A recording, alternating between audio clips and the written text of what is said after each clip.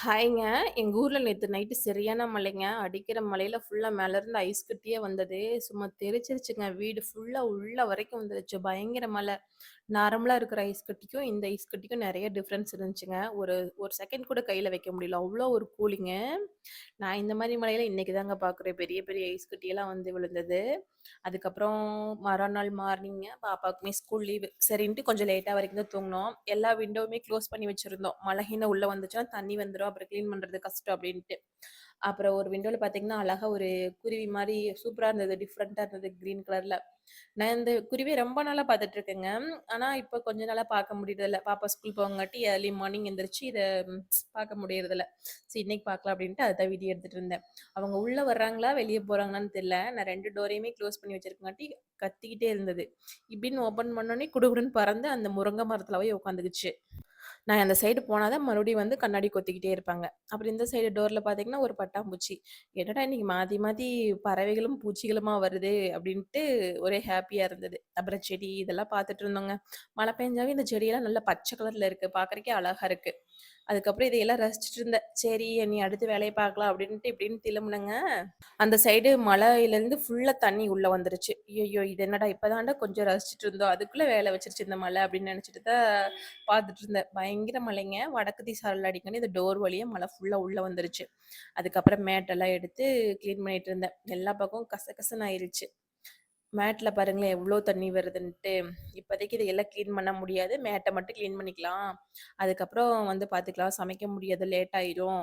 அப்படின்ட்டுங்க first மேட்ட 2யும் மட்டும் தண்ணிய புழிஞ்சு செவுத்துல போட்டு வடிட்டுன்ட்டு, அதுக்கப்புறம் கிச்சனுக்கு போயாச்சு. சமைக்க ஆரம்பிச்சா தான் ஒரு 9 மணிக்குள்ளனாச்சும் சமைச்சு முடிக்க முடியுன்ட்டு கிச்சனுக்கு போயாச்சு.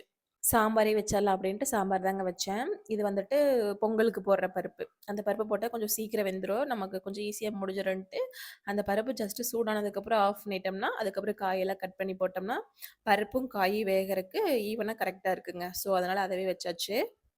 கூட கொஞ்சம் பெருங்காயம், சாம்பார் பொடி எல்லாமே போட்டு சாம்பார்லாம் கடைசியா மல்லி தழையெல்லாம் போட்டு சாம்பாருமே வச்சாச்சுங்க. அப்புறம் அப்ப குட்டி பையன எட்டி பார்த்துக்கிறது. தம்பி, பாப்பாவும் என்ன பண்றாங்க அப்படின்ட்டு.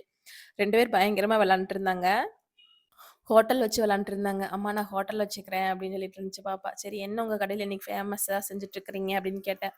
"எங்க கடையில இன்னைக்கு தோசை, இட்லி, பூரி எல்லாமே இருக்குது. உங்களுக்கு என்ன வேணும்?" அப்படின்ட்டு இருந்தாங்க. பார்க்கறக்கே ஒரே ஜாலியா இருந்தது அவங்க 2 பேத்தையுமே. பயங்கரமா விளையாண்ட்டுருந்தாங்க. எப்படியோ விளையாண்டா சரி, வீடு ஃபுல்லா ஜாமானத்த எடுத்து போடாம இருந்தா சரி அப்படின்னு தான் தோணுச்சு. இல்லைன்னா ஃபுல்லா பரப்பி வச்சுருவாங்கங்க. இது எடுத்து வைக்கிறதுக்கே 1 மணி நேரத்துக்கு மேல ஆயிரும். நமக்கு தலைவலியே வந்துரும். ஆனா இன்னைக்கு 2 பேருமே அழகா கொஞ்சமா பொருள் மட்டும் எடுத்து வச்சு விளையாண்ட்டுருந்தாங்க. சரி அப்படின்ட்டு இவங்களையும் பார்த்துட்டு, அதுக்கப்புறம் பொட்டேட்டோ ஃப்ரை பண்ணலாம் அப்படின்ட்டு பொட்டேட்டோவும் வறுத்துட்டு இருந்தேன்.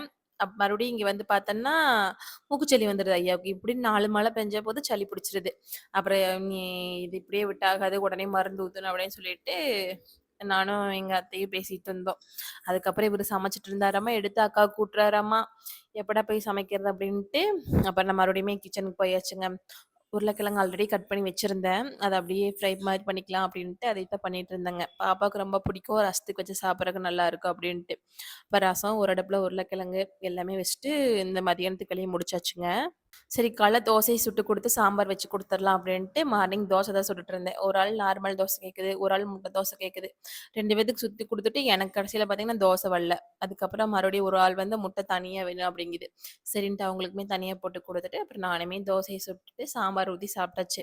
இன்னைக்கு ஃபுல் டே தோசையும் சாம்பார், மதியானத்துக்கு சாப்பாடு சாம்பார், நைட்டுக்கு தோசை சாம்பார் தான் உங்களுக்குலாம் வைக்க போறேன் அப்படின்னு சொல்லிட்டு ஒரே காமெடியா பேசி சிரிச்சுட்டு இருந்தேங்க.